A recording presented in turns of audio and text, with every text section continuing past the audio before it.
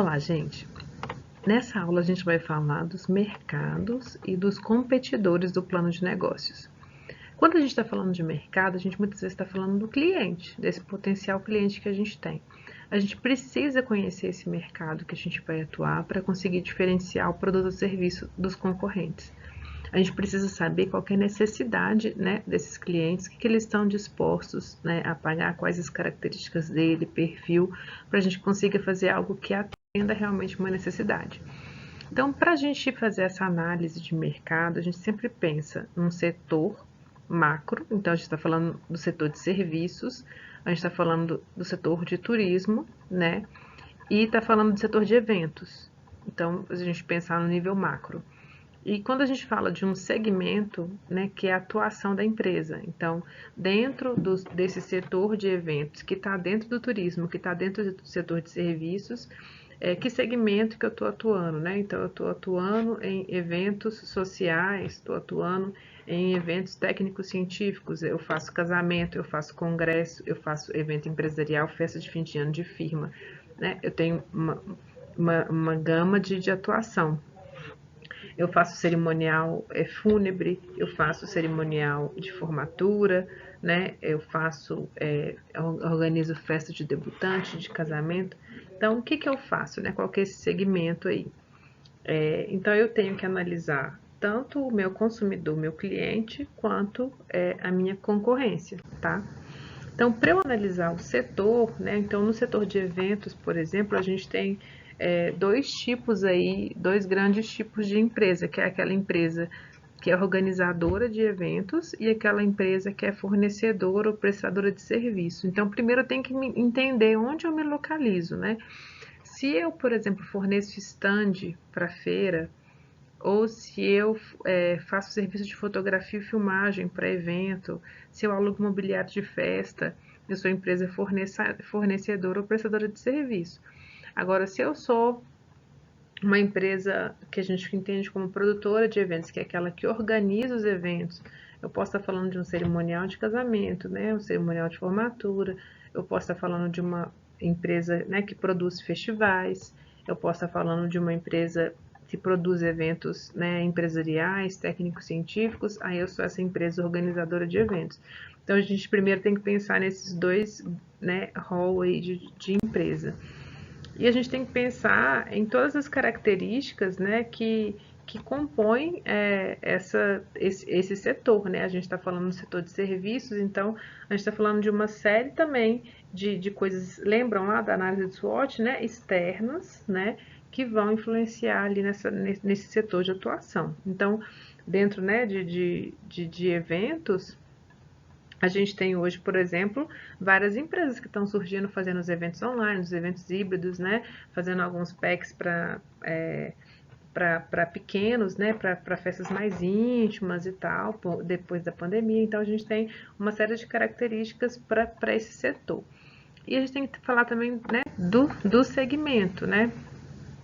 A pesquisa do Sebrae estava apontando, né, ali dentre empresas que responderam, por exemplo, que a gente tem, né, um grande número aí de empresas de eventos que estão nessa parte da organização de feira, congresso, né, exposição, festa, então nessa parte mais de organização. E depois a gente tem ali, né, várias outras empresas distribuídas, né, em casa de festa, aluguel de palco, buffet, né, nas outras áreas aí dentro de eventos. Mas a gente tem que entender que esse ramo de atuação, esse segmento é muito grande, muito diverso, né? Então a gente precisa saber onde a gente está mexendo, né? A gente também tem uma característica, né, que é a questão de ser 98% das empresas de eventos são pequenas, né, pequenas empresas, então são micro ou pequenas empresas. E hoje a gente tem a figura dos MEIs, né, que são os microempreendedores individuais. No DF, por exemplo, a gente tem 3.837 MEIs que estão organizados nessa parte de organização de feira, congresso, exposição e festa. 202 MEIs que estão dentro de casas de festas e eventos e 817 que estão cadastrados para fazer alimentação, né, para eventos e recepções e buffet.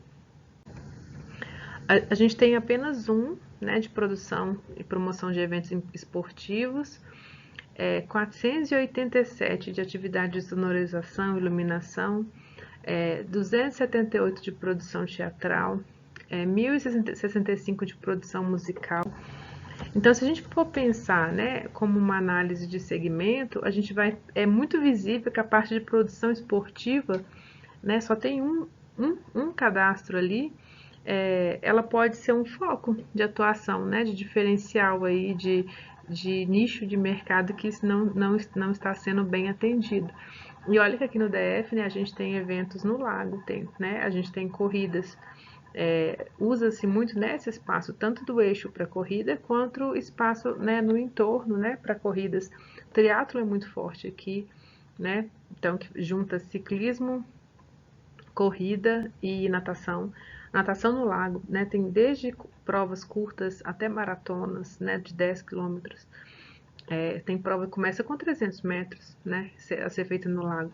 Então, assim, a gente tem até o Ironman, que já foi feito aqui também. Então, assim, tem uma série de eventos esportivos que pode ser um nicho, um diferencial, né, para a empresa. E a gente faz análise do consumidor, né? Então, qual que é o estilo de vida dessas pessoas? Idade, sexo, renda, profissão, família, personalidade, lazer, esporte preferido, hábito de consumo, fator cultural, localização geográfica. Eu estava num grupo, por exemplo, que era um grupo de natação no lago.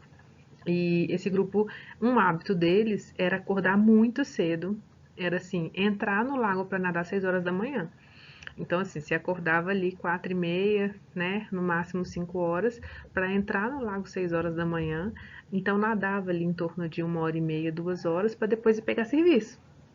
E isso era, né, praticamente todos os dias, às vezes 3, 4 vezes na semana. Esse grupo, depois eu fui descobrir que tinha muito em comum que vários desses grupos faziam triatlo. E vários desses grupos se reuniam, por exemplo, no sábado, na Quebra da 13, para poder fazer uma travessia que seria uma coisa mais recreativa, uma travessia menor e tal.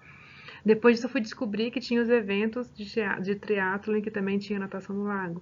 E aí você vai descobrindo características dessas pessoas, o que elas gostam de fazer e tal. Algumas nadavam em clubes e também no lago, outras nadavam só no lago. Elas consumiam, por exemplo, essas roupas de neoprene, que é tipo macacão neoprene, né? Porque ajuda, já que você tem que acordar 4h30 da manhã para entrar no lago 6 horas, a roupa faz sentido por causa do frio, né? E aí a roupa também ajuda a deslizar melhor na água, porque às vezes a gente pensa que o lago tá parado, mas quando você vai nadar ele faz ondas, né?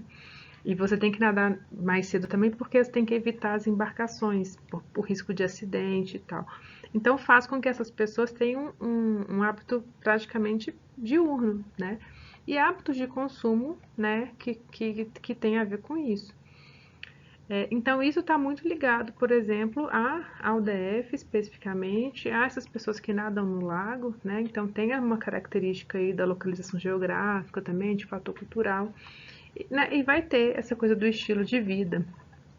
Vários eram servidores públicos e tinham assim seus trabalhos e tal, mas tinha esse lado da vivência, né, de águas abertas. Vários também gostavam de participar de maratonas e tal, de competições que não eram para profissionais, mas que eram competições.